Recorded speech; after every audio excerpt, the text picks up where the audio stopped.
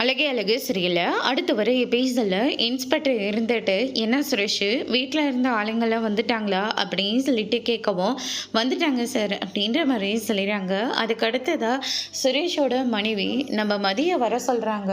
மதியம் வராங்க. மதியம் வந்த உடனே வந்து பார்த்திங்கன்னா, "என்னம்மா பிரச்சனை?" அப்படின்னு சொல்லிட்டு கேட்கவும், அதுக்கு அடுத்ததாக மதியம் இருந்துட்டு, "இங்கே பாருங்க சார், நான் வீட்டில் கரெக்டாக தான் இருக்கேன். ஆனால் இவங்க அந்த காலத்து ஆளுங்க, அந்த காலத்து ஆளுங்கன்னு சொல்லிட்டு வீட்டில் என்ன ரொம்பவே கஷ்டப்படுத்திட்டு இருக்காங்க. ஏதாவது ஒன்று பேசி, நீ வேலைக்கு போகிறதெல்லாம் நீ வீட்லேயே இருக்க வேண்டியதானே, எதுக்கு நீ வேலைக்கு போகிற, நீ வாங்குகிற சம்பாத்தியம் அதெல்லாம் தேவையில்லாது, வீட்டு வேலையை பாருன்னு சொல்கிறாங்க.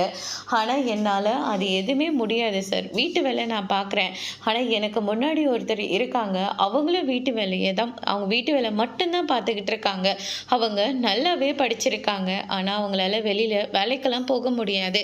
ஏன்னா அவங்க கல்யாணம் பண்ணிட்டு வந்தோடனே இதோ நிற்கிறாங்களே, இவங்களுக்கு முட்டி வலி வந்துடுச்சு. அதனால் கிச்சன் ரூமில் இருந்து இவங்க ரிலீஸ் ஆயிட்டாங்க. அடுத்து கிச்சன் ரூமில் அவங்க போய் மாட்டிக்கிட்டாங்க. அதே கிச்சன் ரூமில் நான் இருக்கணும்னு சொல்லிட்டு இவங்க எல்லாருமே ஆசைப்படுறாங்க. அது மட்டும் கிடையாது, இதோ நிற்கிறாரு போலீஸ் ஆஃபீஸர், இவங்க குடிச்சிட்டு டம்ளரை வெளியவே வைப்பாங்க. அதை நம்ம கொண்டு போய் விலைக்கு வைக்கணும் சார். குடித்த காப்பி டம்ளரை கூட அவங்களால எடுத்துகிட்டு போய் வைக்க முடியாதா சார்? அதே மாதிரி இவங்க நெஞ்சு வலி வர்றது எல்லாமே சுத்தமான ஆக்டிங் மட்டும்தான். உண்மையான நெஞ்சு வலி இவங்களுக்கு வரவே இல்லை. இவர்கிட்ட ஒன்றுக்கு ரெண்டா சொல்லி என்னை வீட்டை விட்டு வெளியே துரத்திட்டாங்க அப்படின்ற மாதிரி சொல்லிடுறாங்க. அதோட இன்னைக்கான பிரமோ முடிச்சிருக்காங்க.